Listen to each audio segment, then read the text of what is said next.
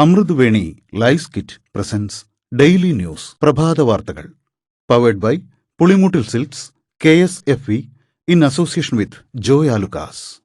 ഇത്തവണ ഫസ്റ്റ് അടിക്കില്ലേ നമ്മള്?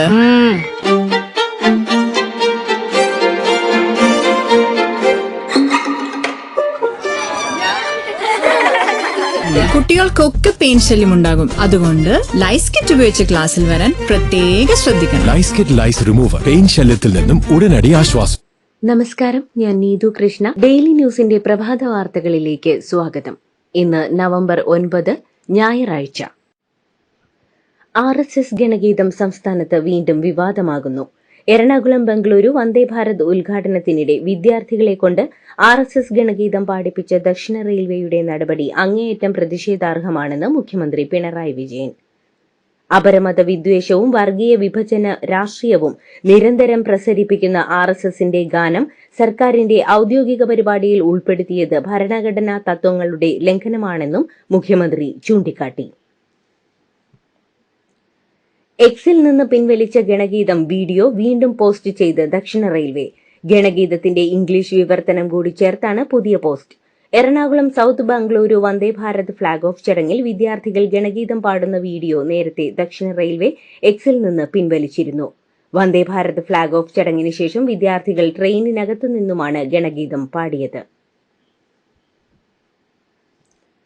രാജ്യത്തെ പൊതുസംവിധാനത്തെ കാവ്യവൽക്കരിച്ച് RSSന്റെ നുഖത്തിൽ കെട്ടാനുള്ള നീചമായ ശ്രമത്തിന്റെ ഭാഗമാണ് വന്ദേ ഭാരതിന്റെ ഉദ്ഘാടന ചടങ്ങിനിടെ വിദ്യാർത്ഥികളെ കൊണ്ട് RSS ഗണഗീതം പാടിപ്പിക്കുകയും അത് ദക്ഷിണ റെയിൽവേയുടെ ഔദ്യോഗിക ഫേസ്ബുക്ക് അക്കൌണ്ടിൽ പോസ്റ്റുകയും ചെയ്ത നടപടിയെന്നും AICC general secretary KC Venugopal MP കുറ്റപ്പെടുത്തി.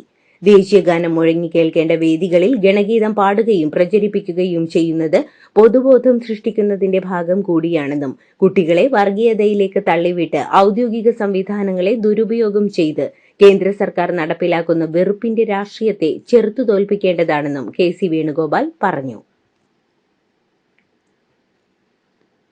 വന്ദേ ഭാരത് ഫ്ളാഗ് ഓഫ് ചടങ്ങിൽ വിദ്യാർത്ഥികളെ കൊണ്ട് ഗണഗീതം പാടിച്ച സംഭവത്തിൽ മുഖ്യമന്ത്രി പിണറായി വിജയൻ എക്സിൽ നടത്തിയ വിമർശനത്തിനെതിരെ BJP സംസ്ഥാന പ്രസിഡന്റ് രാജീവ് ചന്ദ്രശേഖർ. കുട്ടികൾ അവർക്ക് ഇഷ്ടമുള്ള ദേശഭക്തി ഗാനം പാടിയതാണോ പ്രശ്നമെന്നും കുട്ടികളുടെ ഭരണഘടനാ സ്വാതന്ത്ര്യത്തെ മുഖ്യമന്ത്രി അവഹേളിക്കുകയാണെന്നും മുഖ്യമന്ത്രിക്ക് അപലപിക്കാൻ സംസ്ഥാന സർക്കാരിൽ തന്നെ ഒട്ടേറെ വിഷയങ്ങൾ ഉണ്ടല്ലോ എന്നും എക്സിൽ രാജീവ് ചന്ദ്രശേഖർ കുറിച്ചു. നിയന്ത്രണം വിട്ട കാർ മരത്തിലിടിച്ച് പാലക്കാട് 3 യുവാക്കൾ മരിച്ചു. പാലക്കാട് സ്വദേശികളായ രോഹൻ രഞ്ജിത്ത്, രോഹൻ സന്തോഷ്, സനോജ് എന്നിവരാണ് ദാരുണമായി മരിച്ചത്. കൂടെയുണ്ടായിരുന്ന മറ്റ് 2 പേർക്ക് പരിക്കേറ്റു. രാത്രി ഏകദേശം 11 മണിയോടെയാണ് അപകടം നടന്നത്. ചിറ്റൂരിൽ നിന്ന് മടങ്ങിവരവെ കൊടുമ്പ് കല്ലിങ്കൽ ജംഗ്ഷനിൽ വെച്ചാണ് ഇവർ സഞ്ചരിച്ച കാർ അപകടത്തിൽപ്പെട്ടത്. മരത്തിലിടിച്ച കാർ പിന്നീട് വയലിലേക്ക് മറയുകയായിരുന്നു. കാട്ടുപന്നി കുറുകെ ചാടിയപ്പോൾ കാർ വെട്ടിച്ചതാണ് അപകടത്തിലേക്ക് നയിച്ചതെന്നാണ് പ്രാഥമിക നിഗമനം. ധനമന്ത്രി KN ബാലഗോപാൽ സഞ്ചരിച്ച വാഹനം അപകടത്തിൽപ്പെട്ടു. വെഞ്ഞാറമൂട് വാമനപുരത്ത് വെച്ചാണ് അപകടമുണ്ടായത്. കൊട്ടാരക്കര ഭാഗത്തുനിന്ന് തിരുവനന്തപുരത്തേക്ക് വരികയായിരുന്നു മന്ത്രി. മന്ത്രിയും കാറിലുണ്ടായിരുന്ന മറ്റുള്ളവരും പരിക്കേൽക്കാതെ രക്ഷപ്പെട്ടു. ശബരിമല സ്വർണ്ണക്കൊള്ള അന്വേഷിക്കുന്ന പ്രത്യേക അന്വേഷണ സംഘത്തിൽ ആരോപണ വിധേയനായ ഇൻസ്പെക്ടറെ ഉൾപ്പെടുത്തി. ADGP H വെങ്കിടേഷിന്റേതാണ് നടപടി. പേരൂർക്കടയിൽ ദളിത് സ്ത്രീയെ അന്യായമായി കസ്റ്റഡിയിലെടുത്തതിൽ വീഴ്ച വരുത്തിയ SHO ശിവകുമാറിനെയാണ് SITയിൽ ഉൾപ്പെടുത്തിയത്. ശിവകുമാർ ഇന്നലെ SITക്കൊപ്പം ചേർന്നു. എന്നാൽ നിയമനം വിവാദമായതിന് പിന്നാലെ ഇയാളെ പിൻവലിക്കുന്നതായി ADGP അറിയിച്ചു. വോട്ട് ചോരിക്കെതിരെ 15 ലക്ഷം ഒപ്പുകൾ കേരളത്തിൽ നിന്ന് ഇലക്ഷൻ കമ്മീഷൻ സമർപ്പിക്കുമെന്ന് കോൺഗ്രസ്. തദ്ദേശ തെരഞ്ഞെടുപ്പിലും ക്രമക്കേട് നടക്കുന്നതായും തദ്ദേശ തെരഞ്ഞെടുപ്പുമായി ബന്ധപ്പെട്ട നിരവധി പരാതികൾ സ്റ്റേറ്റ് ഇലക്ഷൻ കമ്മീഷന് കോൺഗ്രസ് നൽകിയിട്ടുണ്ടെന്നും AICC general secretary Deepadas Munshi വാർത്താസമ്മേളനത്തിൽ പറഞ്ഞു. പോപ്പുലർ ഫ്രണ്ടിനെതിരെ വീണ്ടും നടപടി കടുപ്പിച്ച് ED. കേരളത്തിലെ ഗ്രീൻ വാലി അക്കാദമി അടക്കമുള്ള സ്വത്തുക്കൾ കണ്ടുകെട്ടി 67 കോടി രൂപയുടെ സ്വത്താണ് കണ്ടുകെട്ടിയത്. തിരുവനന്തപുരത്തെ SDPIയുടെ ഭൂമിയും കണ്ടുകെട്ടിയിട്ടുണ്ട്. പന്തളത്തെ എഡ്യൂക്കേഷൻ ആൻഡ് കൾച്ചർ ട്രസ്റ്റ്, വയനാട്ടിലെ ഇസ്ലാമിക് സെന്റർ ട്രസ്റ്റ്, ആലുവയിലെ Periyar valley charitable trust, Palakkad Valluvanadan trust ഉൾപ്പെടെയുള്ള സ്വത്തുക്കളാണ് കണ്ടുകെട്ടിയത്.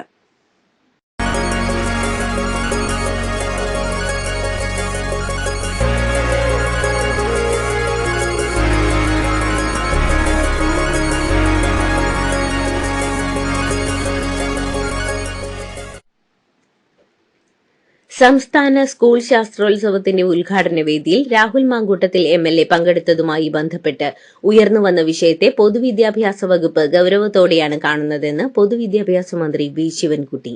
ലൈംഗികാരോപണം നേരിടുന്ന ഒരു വ്യക്തി കുട്ടികളും രക്ഷിതാക്കളും അധ്യാപകരും ഉൾപ്പെടെ വലിയൊരു സമൂഹം പങ്കെടുക്കുന്ന ഒരു പൊതുപരിപാടിയുടെ, പ്രത്യേകിച്ച് ശാസ്ത്ര രംഗത്തെ വിദ്യാർത്ഥികളുടെ മുന്നേറ്റം ലക്ഷ്യമിടുന്ന ഒരു പരിപാടിയുടെ വേദിയിലെത്തിയത് ഉണ്ടാക്കുന്ന അതൃപ്തിയും ആശങ്കകളും മനസ്സിലാക്കുന്നുവെന്നും ഇത്തരം വിവാദങ്ങൾക്ക് ഇടവരുത്തുന്നത് പൊതുവിദ്യാഭ്യാസ വകുപ്പിന്റെ ഉന്നതമായ ലക്ഷ്യങ്ങൾക്ക് യോജിച്ചതല്ലെന്നും മന്ത്രി പറഞ്ഞു.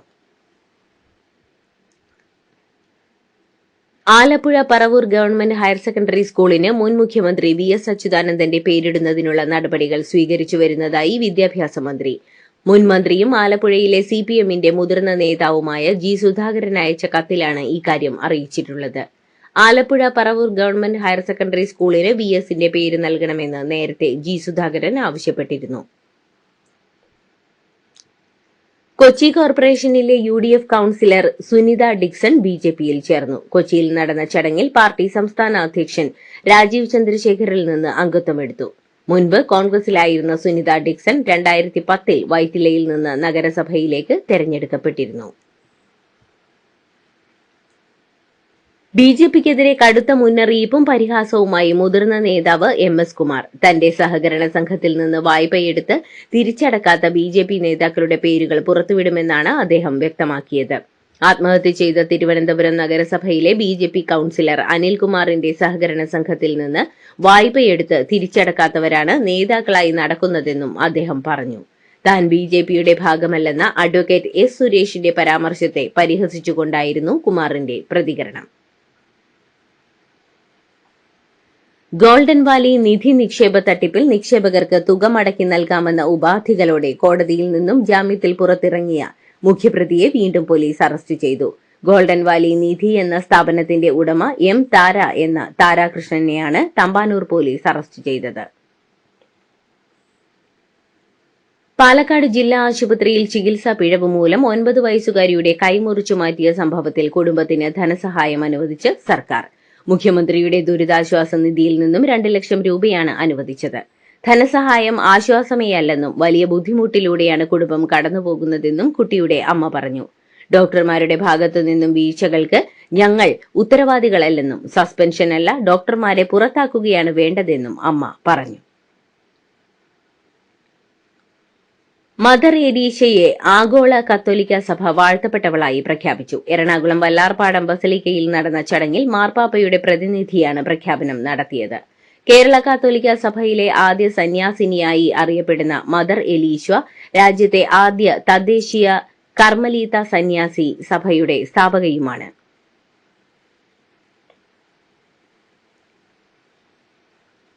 പാതി പണി കഴിഞ്ഞ് വീട് ഇടിഞ്ഞ് സഹോദരങ്ങൾക്ക് ദാരുണാന്ത്യം. പാലക്കാട് അട്ടപ്പാടി കരുവാര ഊരിലാണ് ദാരുണമായ സംഭവം നടന്നത്. സഹോദരങ്ങളായ ആദി, അജിനേഷ് എന്നിവരാണ് മരിച്ചത്. ബന്ധുവായ അഭിനയ എന്ന കുട്ടിക്ക് ഗുരുതരമായി പരിക്കേറ്റിട്ടുണ്ട്.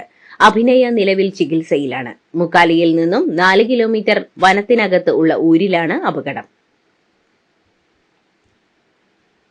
തിരുവനന്തപുരം മെഡിക്കൽ കോളേജിൽ ചികിത്സ കിട്ടാതെ മരിച്ച വേണുവിന്റെ കൂടുതൽ ഓഡിയോ സന്ദേശം പുറത്ത്. തനിക്ക് എന്തെങ്കിലും സംഭവിച്ചാൽ ഉത്തരവാദിത്വം ആശുപത്രി ഏൽക്കുമോ എന്നും കുടുംബത്തിനുണ്ടാകുന്ന നഷ്ടം അവർക്ക് നികത്താനാകുമോ എന്നും സന്ദേശത്തിൽ ചോദിക്കുന്നുണ്ട്. ആശ്രയം തേടിവരുന്ന സാധാരണക്കാരോട് ഇങ്ങനെ മര്യാദകേട് കാണിക്കാമോ എന്നും അത്രയും സങ്കടം വന്നിട്ടാണ് ഇത് അയക്കുന്നതെന്നും വേണു അയച്ച ഓഡിയോയിൽ പറയുന്നുണ്ട്. സംസ്ഥാന ചലച്ചിത്ര പുരസ്കാരത്തിൽ മികച്ച ഗാനരചയിതാവായി വേടനെ തെരഞ്ഞെടുത്തതിനെതിരെ മുൻ DGP R. ശ്രീലേഖ. പ്രധാനമന്ത്രിക്കെതിരെ പാട്ടെഴുതിയതിലാണ് സർക്കാർ വേടന് അവാർഡ് നൽകിയതെന്ന് സൂചിപ്പിക്കുന്ന തരത്തിൽ അവർ ഫേസ്ബുക്ക് പോസ്റ്റ് പങ്കുവച്ചു. കൺഗ്രാചുലേഷൻസ്. മിടുക്കിയാട്ടോ. പൈലറ്റ് ആവണമെന്ന് പറയണേ. അവളുടെ ആഗ്രഹമല്ലേ, അവള് പറക്കട്ടെ. ചെലവ് എത്രയാന്ന്? KSFEയുടെ പുതിയ ഹാർമണി ചിട്ടി ചേരണം. കണ്ണടച്ചു തുറക്കും മുമ്പ് അവളുടെ +2 കഴിയില്ലേ. കടം വാങ്ങാതെയും സ്ഥലം വിൽക്കാതെയും കുട്ടികളെ പഠിപ്പിക്കാം. KSFE ഹാർമണി ചിട്ടികൾ. KSFE ഹാർമണി ചിട്ടിയിൽ ചേരുന്ന 100 ഭാഗ്യശാലികൾക്ക് സിംഗപ്പൂർ യാത്ര സൗജന്യം. ഭാരതം ഒരു ഹിന്ദു രാഷ്ട്രമാണെന്നും ഭാരതത്തിന്റെ ഉത്തരവാദിത്വം ഹിന്ദുക്കൾക്കാണെന്നും RSS സർസംഘചാലക് മോഹൻ ഭാഗവത്. ശതാബ്ദി ആഘോഷിക്കുന്ന RSSനെ കുറിച്ച് പ്രഭാഷണം നടത്തുകയായിരുന്നു ഭാഗവത്. നമ്മൾ പുരാതനമായ ഒരു രാഷ്ട്രമാണെന്നും നമുക്കൊരു അടിസ്ഥാന സംസ്കാരമുണ്ടെന്നും അതിനെ വിശേഷിപ്പിക്കാൻ ഉപയോഗിക്കുന്ന ഏത് വാക്കും ഹിന്ദു എന്ന പദത്തിലേക്ക് നയിക്കുന്നുവെന്നും മോഹൻ ഭാഗവത് പറഞ്ഞു. RSSൽ ഇപ്പോൾ കൂടുതൽ ആളുകൾ വിശ്വസിക്കുന്നുണ്ടെന്നും അദ്ദേഹം അവകാശപ്പെട്ടു. കോൺഗ്രസ് ഭരിക്കുന്ന കർണാടകത്തിൽ പുതിയ രാഷ്ട്രീയ വിവാദം തലപൊക്കി. ബംഗളൂരുവിലെ പരപ്പന അഗ്രഹാര ജയിലിൽ കൊടും ക്രിമിനലുകൾക്കടക്കം പ്രത്യേക പരിഗണനയും സുഖസൌകര്യങ്ങളും നൽകുന്നതിന്റെ ജയിലിനകത്തു നിന്നുള്ള വീഡിയോ ദൃശ്യങ്ങളാണ് പുറത്തുവന്നിരിക്കുന്നത്. 20 സ്ത്രീകളെ പീഡിപ്പിക്കുകയും ഇതിൽ 18 പേരെ കൊലപ്പെടുത്തുകയും ചെയ്ത കേസിലെ പ്രതി ഉമേഷ് റെഡ്ഡിയുടെ അടക്കം വീഡിയോ ദൃശ്യങ്ങളാണുള്ളത്. സംഭവം വിവാദമായതോടെ കർണാടക മുഖ്യമന്ത്രി സിദ്ധരാമയ്യ അന്വേഷണത്തിന് ഉത്തരവിട്ടു.